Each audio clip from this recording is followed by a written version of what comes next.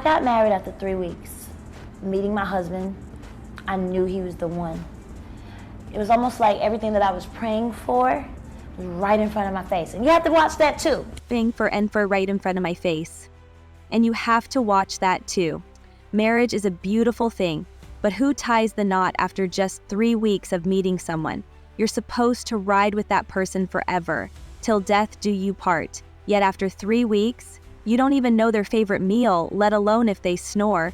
No wonder the streets are saying Fantasia Barrino was chasing after this man like he owed her money. They said she wanted that marriage life so bad that she was on her knees begging Kendall to put a ring on it. Because she was trying to do everything for the family, they ended up straight up broke, like dead broke. Toxic to each other. According to the official story, Fantasia was out with her girls trying to turn up, and Kendall's drunk friend was trying to get them to come over to where he and Kendall were. But Fantasia wasn't feeling it until Kendall appeared. Honey, she was hooked. She immediately started talking to Kendall and they exchanged numbers. They stayed on the phone all through the night.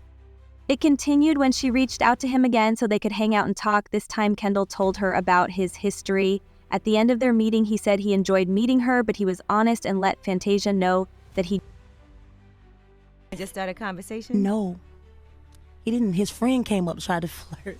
His friend was trying to holler hard. I was like, please, somebody get him away from me. Go away. Yeah, they were sloppy drunk.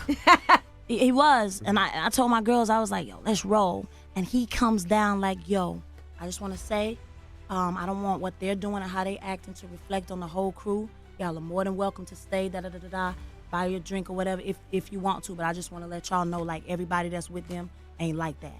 And that's when I was like, dang, he fine. I'll stay, let's stay. And we talked all night. just wanted to focus on building his business and wasn't ready to be in a serious relationship. At this point, it would have been respectful for Fantasia to back off, but she went on, saying she was cool with that. And next thing you know, she invited him to her birthday party in DC. Did he come up to you and just start a conversation? No, he didn't. His friend came up and tried to flirt. His friend was trying to holler hard and I was like, please, somebody get him away from me. Go away. But they were slappy drunk. He was, and I told my girls, yo, let's roll. Then he comes down like, yo, I just want to say I don't want what they're doing and how they're acting to reflect on the whole crew. Y'all are more than welcome to stay. I'll buy you a drink or whatever if you want, but I just want to let y'all know everybody that's with him ain't like that. And that's what I was like, dang, fine, I'll stay. Let's stay. And we talked all night. Child, that's not all. Listen to how long it took Fantasia to start a relationship with Kendall, based on her own assumption. I knew he was my dude. He was my boyfriend that night. I'm pretty sure she had no clue people were going to refer back to her interview clips of her unknowingly telling people she was after Kendall. She didn't have the foresight of what chasing a man could cause in a marriage, and that's what made them broke.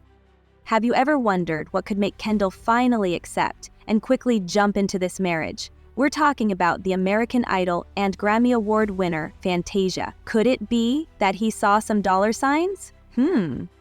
Well, they said Kendall left a logistics business he co-founded, and Fantasia left her record label to start their own record label. But why didn't this man start up a logistics business? That's what he knows how to do best. Fantasia, on the other hand, should have known better. Having talent is different from running a record label. A label pays so much and does so much more work to get an artist on the map, even though they expect the lion's share in return. According to Fantasia, she wasn't getting enough, and they were wasting her talent. I lost everything. There was no money in the bank. Y'all gotta think about it. When I won Idol, we were doing tour after tour. My first tour was with Kanye. I was forever working. How did I end up with no money? And I took care of my whole family. Everybody behind me wasn't good, and they knew it. I was young, gullible from North Carolina. I ain't know nothing about nothing, so they just prostituted the gift. They made their money. I got back home, and I ain't have none. Now let me tell y'all, leaving a label because you feel used will make you even more frustrated. Maybe we should reflect on a few artists like Keisha Cole, Ciara, and Tamar Braxton. When these folks left their labels to try to do it on their own, they felt the hit. Their mainstream exposure and commercial success declined so badly This is the same problem Fantasia had. You can't tell me that didn't affect her finances, coupled with the fact that she was doing everything for the family. The workload was just one-sided. Tell me how this type of situation wouldn't cause problems in their home. According to several reports, they started fighting all the time because they got broke as hell. They said Kendall was ignoring his wife because the bag wasn't there like it used to be. Fantasia herself admitted, "There's a song on my album called So Blue, and So Blue came about because I went back to that situation. I had just lost my grandmother, and I